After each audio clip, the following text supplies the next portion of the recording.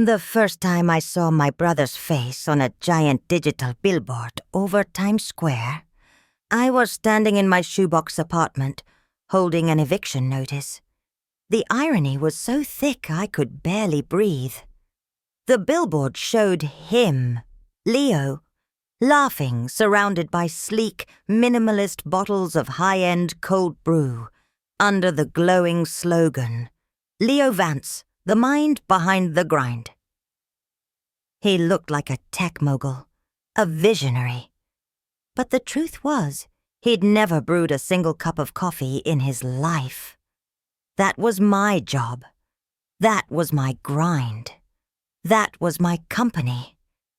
And as I stood there, with the final demand for rent I couldn't pay, I knew I was done being the ghost in my own machine.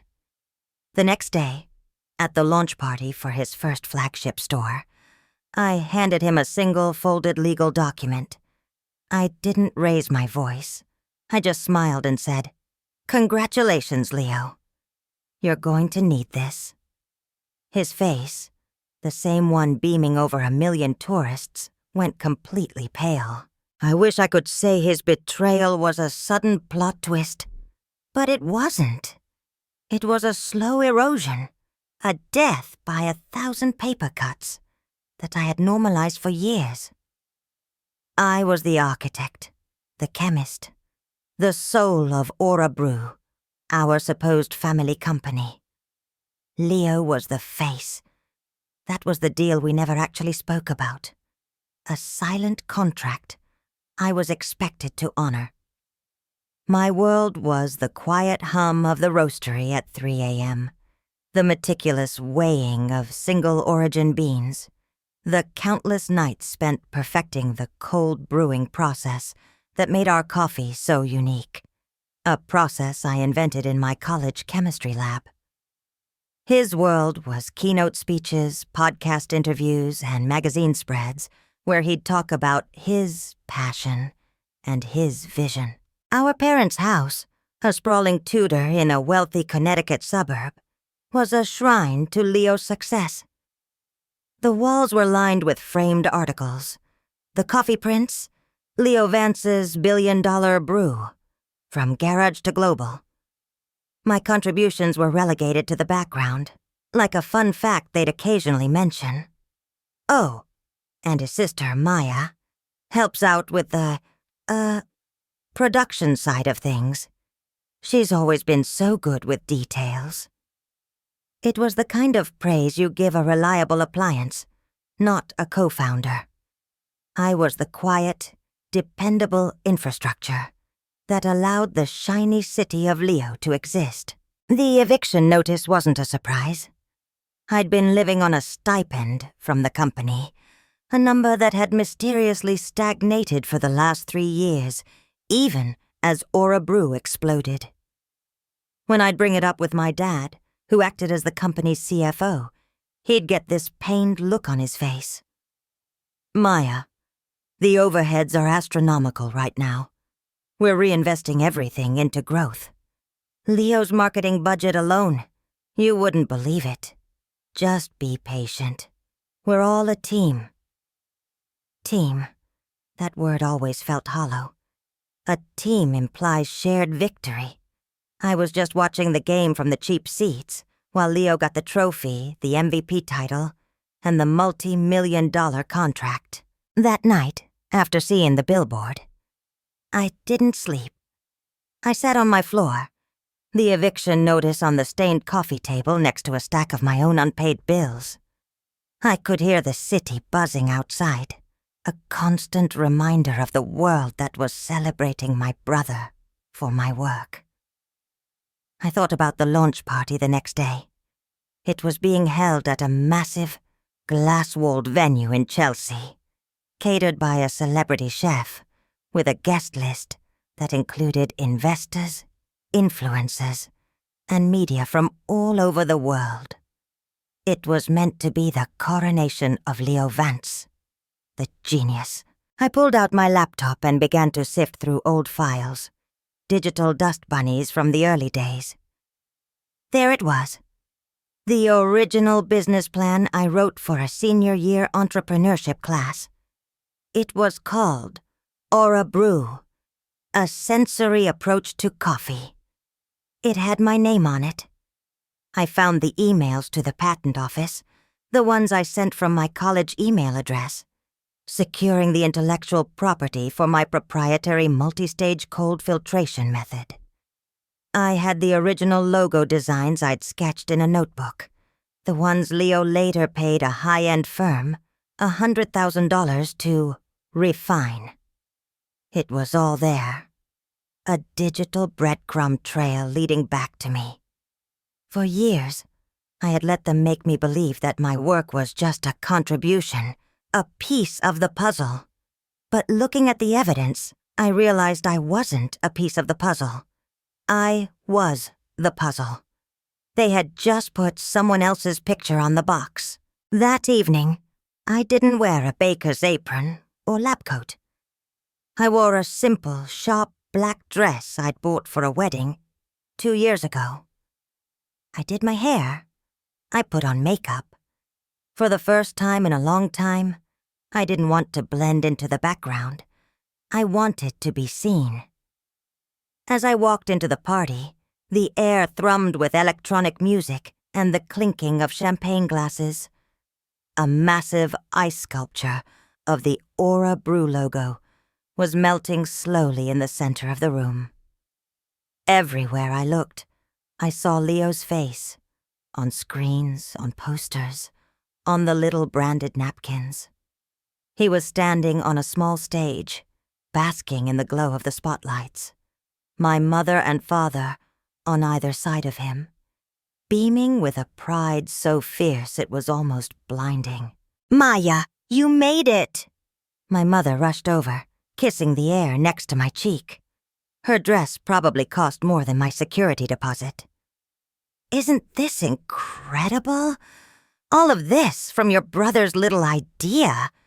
Who would have thought?" I just smiled. It was the same smile I'd been practicing for years. A placid, agreeable mask that hid the screaming rage beneath. "It's really something," I said, my voice even. Leo saw me and gave a magnanimous wave from the stage, a king acknowledging a loyal subject. My father clapped me on the shoulder. "Proud of him, aren't you? He works so hard." My stomach churned. Hard? I hadn't had a weekend off in 4 years.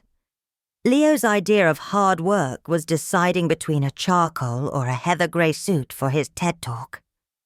The injustice of it all, so casual and blatant, solidified something in me. It wasn't about the money anymore. It was about the truth. I clutched the single-folded paper in my purse. The slow erosion was about to become an earthquake. The feeling of being invisible wasn't new. It was the wallpaper of my childhood. I was a quiet, bookish kid, fascinated by how things worked. Leo was a supernova of charm, a boy who could fail a test and convince the teacher it was a profound statement on the educational system. Our parents orbited him, mesmerized by his light. I remember my 8th grade science fair. I'd spent 3 months building a working model of a sustainable water filtration system, complete with detailed charts and a typed 20-page report. I was so proud of it. On the day of the fair, Leo, who had forgotten his project until the night before, showed up with a styrofoam solar system he'd spray-painted in our garage. He spent the entire time telling jokes and charming the judges. He won Most Charismatic Presentation. My project, which actually worked, got an honorable mention. When I got home, my dad ruffled Leo's hair. "That's my boy. You've got a real knack for people." Then they took him out for a celebratory steak dinner. I ate leftover spaghetti in the kitchen, staring at my second-place ribbon. That pattern repeated itself through our lives. When I got a perfect score on my SATs, my parents said, "That's nice, honey," before immediately turning the conversation to Leo's lead role in the school play. When I got a scholarship to study chemical engineering at a top university, they expressed concern. "Are you sure about that, Maya? It sounds so difficult. Leo is thinking of majoring in communications. It just seems like a better fit for him." Their entire worldview was filtered through the lens of what was best for Leo, what made him shine brightest. I was just a satellite, my own light deemed irrelevant, unless it could be reflected off of him. The idea for Aura Brew was born from my senior thesis. I was experimenting with low-temperature, high-pressure extraction methods for organic compounds. On a whim, I tried it with coffee beans. The result was a brew that was incredibly smooth, non-acidic, and intensely flavorful. It was a breakthrough. I was ecstatic. I called my parents, babbling about molecules and flavor profiles. There was a pause on the other end of the line. Then my dad said, "That's interesting, Maya. You know who you should talk to about this? Leo. He's always had a good head for business." That was the moment the seed of their plan was planted. I, in my naivete, agreed. I flew home for the summer and presented my findings. Leo, who had just graduated with his C-average communications degree, sat there, nodding along with a look of intense concentration, as if he understood a single word I was saying about oxidation rates. I laid out the whole plan. The science, the branding concept centered around aura and sensory experience, the target demographic. I had it all. At the end of my presentation, my dad clapped his hands together. "This is brilliant. Absolutely brilliant. Leo, you could really run with this." Run with it, he did. They helped me file the initial business paperwork. My dad handled the financials, my mom the creative direction, which mostly meant approving the colors Leo picked. They convinced me that for the initial round of investor meetings, it would be better if Leo, the charismatic speaker, took the lead. "You know how you get, Maya?" My mom would say gently. "You get stuck in the technical details. Leo knows how to sell the dream." I was told I was the head of product development and innovation. A fancy title that came with a lab coat and a workspace in a windowless corner of our first rented facility. Leo was named CEO. It all happened so fast, a whirlwind of legal documents and strategic decisions that I was always just one step behind on. They assured me we were all equal partners, a family, building a legacy together. I chose to believe them because the alternative was too painful to consider. I poured my life into the product. I perfected the recipes, sourced the beans, designed the brewing equipment from scratch. Every bottle of Aura Brew that left our facility was a direct result of my labor, my intellect, my passion. And every article that came out, every interview that aired, featured Leo talking about his journey.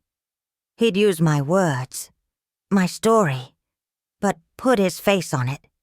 He'd talk about the sleepless nights he spent perfecting the formula, while I was the one actually sleeping on a cot in the roastery.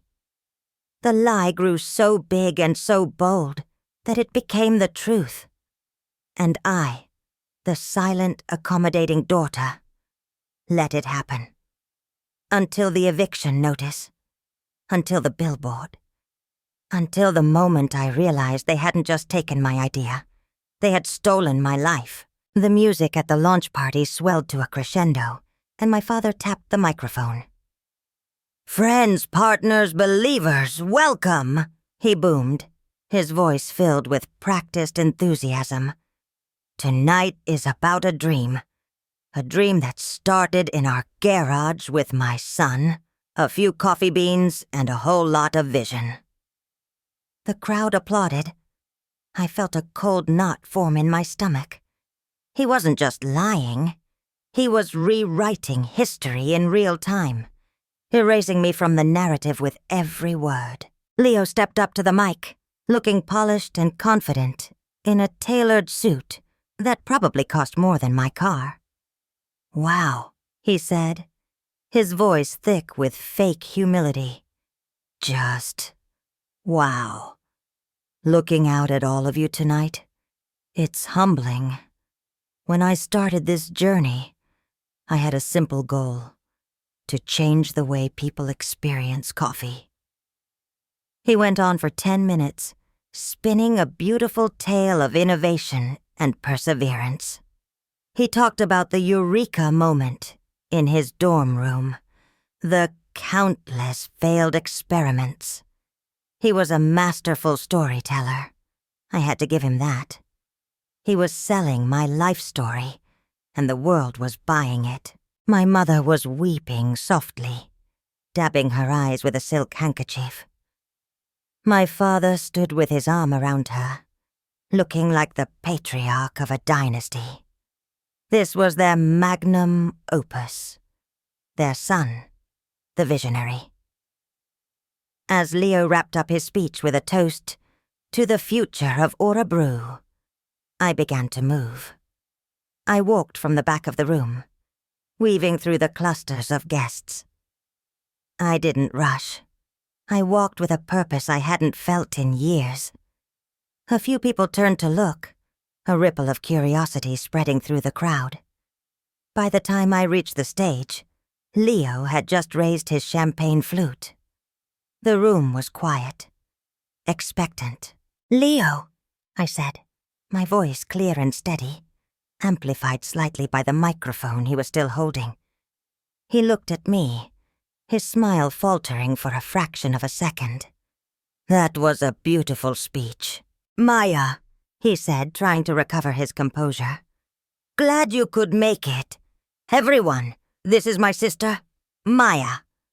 The secret weapon behind our production."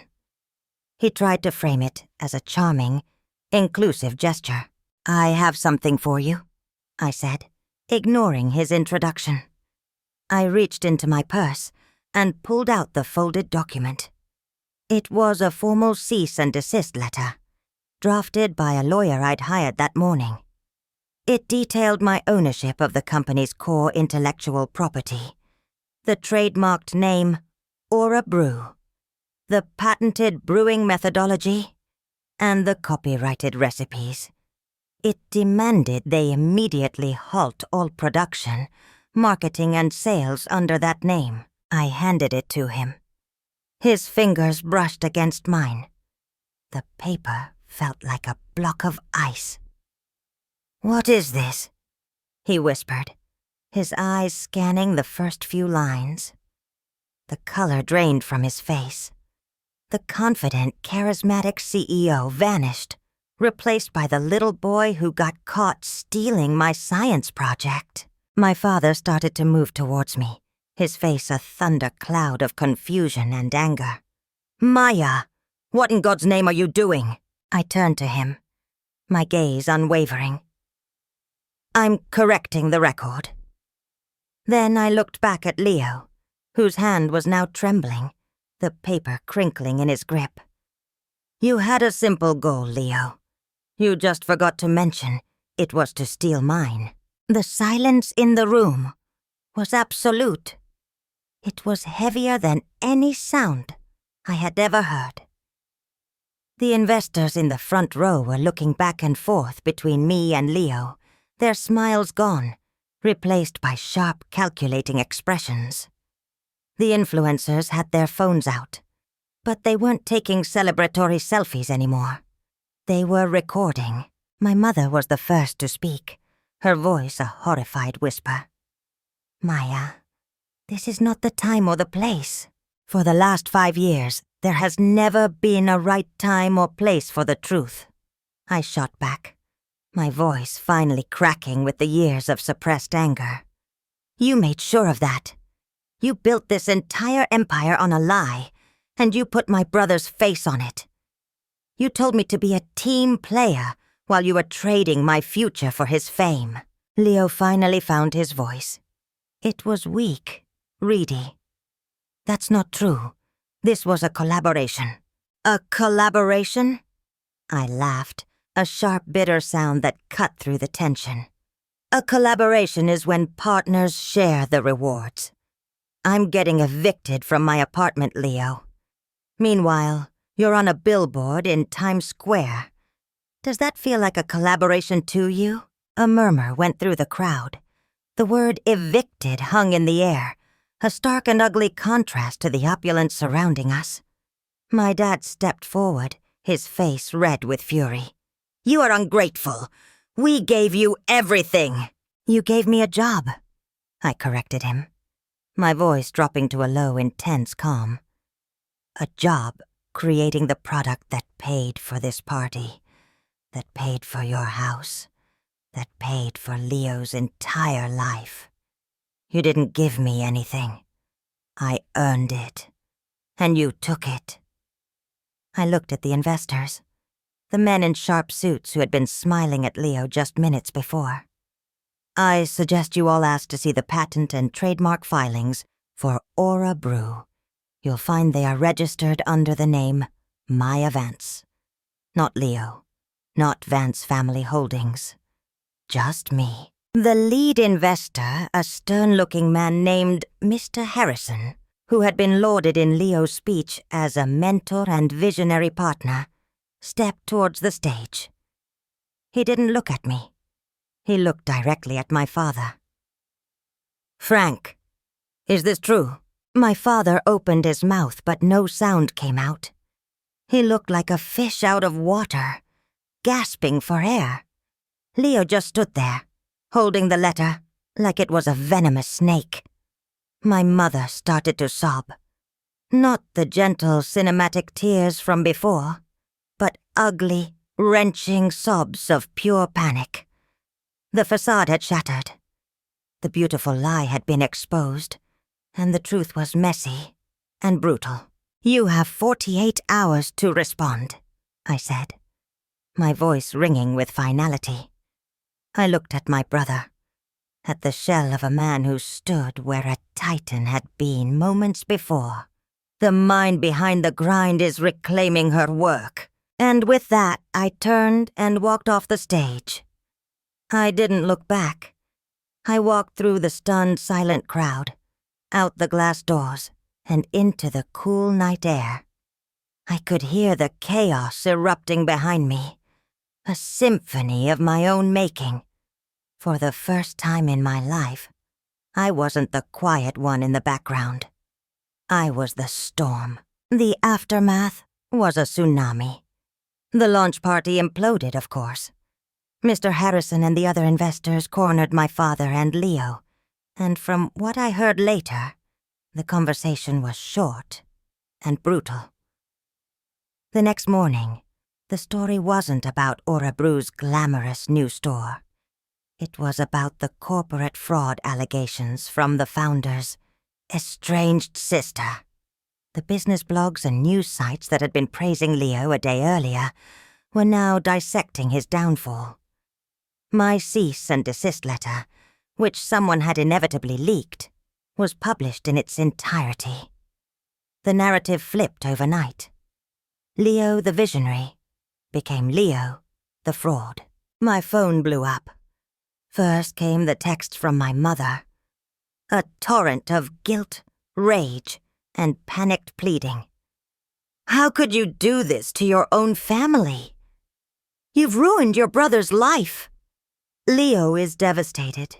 He won't come out of his room. This is all a misunderstanding. Please call me.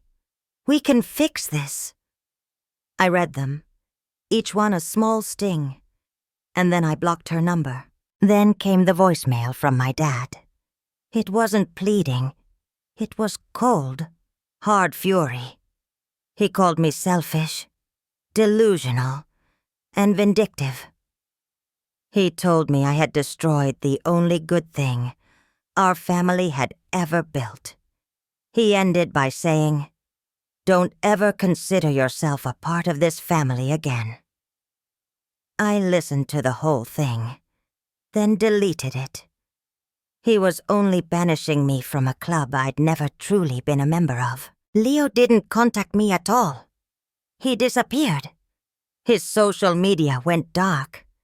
His face vanished from the Times Square billboard, replaced by an ad for a Broadway show. Aura Brew's operations ground to a halt. The flagship store never opened. Supply chains were frozen. The investors, realizing they had poured millions into a company whose core IP was owned by someone they had never met, filed a massive lawsuit against my father and Leo for misrepresentation and fraud. The empire crumbled faster than I could have ever imagined. I didn't feel victorious. I just felt quiet.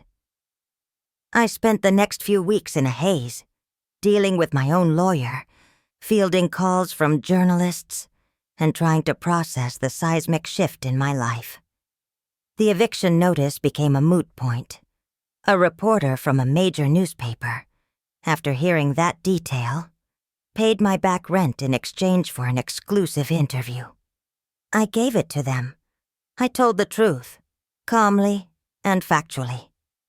I laid out the timeline, the evidence, the years of being silenced. I didn't embellish or dramatize. I didn't have to. The facts were dramatic enough. About a month later, I got an email. It was from a small, independent coffee distributor in Oregon. The owner, a woman named Sarah, said she'd read my story. "It's a familiar tale in this industry," she wrote. "The quiet ones with the real talent often get pushed aside. Your brewing method sounds revolutionary. If you ever decide you want to actually create something for yourself, without the baggage, give me a call. I'd be honored to work with the real mind behind the grind." That email was a lifeline.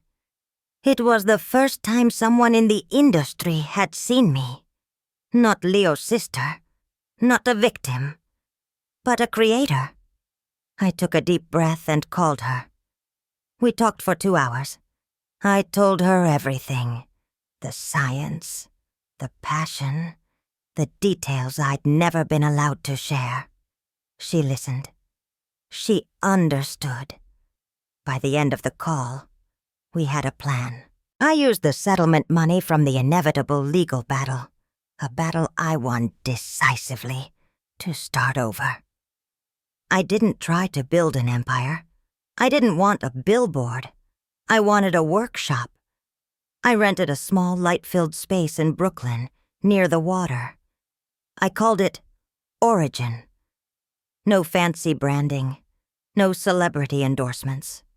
Just the name, because that's what it was, a return to the beginning. I spent my days doing what I loved. I roasted beans, I tinkered with my brewing equipment, I experimented with new flavors. Sarah, my new partner, handled the distribution. We started small, supplying to a few local cafes in Brooklyn and Portland. The feedback was immediate and overwhelming. People loved the coffee. They loved its smoothness, its complexity. The story of Origin began to spread organically, through word of mouth. It wasn't a story about a charismatic CEO. It was a story about the quality of the product. It was a story about the source. 6 months later, I was walking down a street in my neighborhood and saw something in the window of a cafe we supplied. It was a small, handwritten sign. "Now serving Origin cold brew. You have to taste this." I stood there for a long moment, just looking at it. There was no picture of my face, no dramatic slogan, just the name of something I had built, standing on its own merit. And in that quiet moment, I felt a sense of peace that no amount of fame or fortune could ever buy. I was no longer a ghost. I was the Origin. Years passed.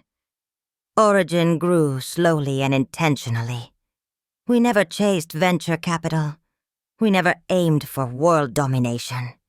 We focused on quality, sustainability, and building real relationships with our farmers and our customers. It became a respected, beloved brand in the specialty coffee world. A testament to the idea that substance can ultimately triumph over style. I was no longer Maya Vance, the invisible sister. I was Maya, the founder of Origin. My name meant something on its own. I rarely heard from my family. The lawsuit had decimated their finances. They had to sell the big house in Connecticut. My father, his reputation in the financial world destroyed, was forced into an early unglamorous retirement. My mother, from what a distant cousin told me, took a job as a receptionist at a dental office. The fall from grace was brutal and complete. Leo, after years of silence, resurfaced. He wasn't the polished CEO anymore. He was a life coach. I found his website one day by accident. It was full of vague platitudes about authenticity and overcoming adversity. In his bio, he described himself as a former CEO who learned hard lessons about ego and the true meaning of success. He never mentioned Aura Brew by name. He never mentioned me.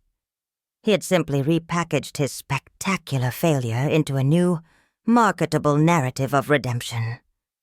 In a way, I had to admire his consistency. He was still selling a story. It just wasn't mine anymore. One day, a letter arrived at my workshop. It was on plain, cheap stationery, the kind you buy at a drugstore. The handwriting was my mother's. It was the first direct contact I'd had in almost 7 years. My hands trembled slightly as I opened it. It was short. "Maya," it began. "I hope this finds you. I saw your coffee in a store the other day. The name is nice. Origin. Your father and I are fine. Leo is doing well. I think about you sometimes. I hope you are happy." There was no apology. No acknowledgement of the past. No accountability. It was just a handful of empty sentences. The words, "I'm sorry," were still too difficult for her to write. The old me would have been shattered by this. The old me would have seen it as further proof of my insignificance to them. But the person I was, now, just felt a quiet sadness for her. She was trapped in a story she couldn't admit was a tragedy, still protecting the son who had cost her everything. I folded the letter and put it in a drawer. I didn't need to reply. I didn't need their apology to be whole. My wholeness wasn't something they could grant or withhold anymore. I had built it myself. One coffee bean, one honest day's work at a time. The most important lesson I learned wasn't about business or intellectual property. It was about narrative. For so long, I had allowed my family to be the authors of my story. They cast me as a supporting character, a footnote in the grand tale of their golden boy. They defined my worth, my role, my future. The hardest thing I ever did was take the pen back. Walking away from them wasn't an act of revenge. It was an act of authorship. It was me. Me finally deciding how my own story would be told. The life I have now isn't flashy. I'll never be on a billboard. My success is quiet, measured in the aroma of freshly roasted coffee, the hum of a busy workshop, and the deep abiding peace I feel at the end of the day. There's a picture on my desk. It's of me and Sarah, my business partner, laughing, covered in a light dusting of coffee grounds, holding up our first official bag of Origin beans. We look exhausted and joyful and completely authentic. It's my favorite picture. Because in it, I am not invisible. I am right there, in the center of the frame, the author of my own life. And that is a legacy worth building. So if you're out there feeling like a ghost in your own life, like your voice is being drowned out by someone else's noise, let me tell you this. Your story is yours to write. It might be terrifying to pick up the pen, to change the narrative, to walk away from the characters who are holding you back. But the moment you do, the moment you reclaim your own truth, is the moment your real life begins. What's a moment you had to reclaim your own story? I'd love to hear about it in the comments below. Your voice and your story matter more than you know.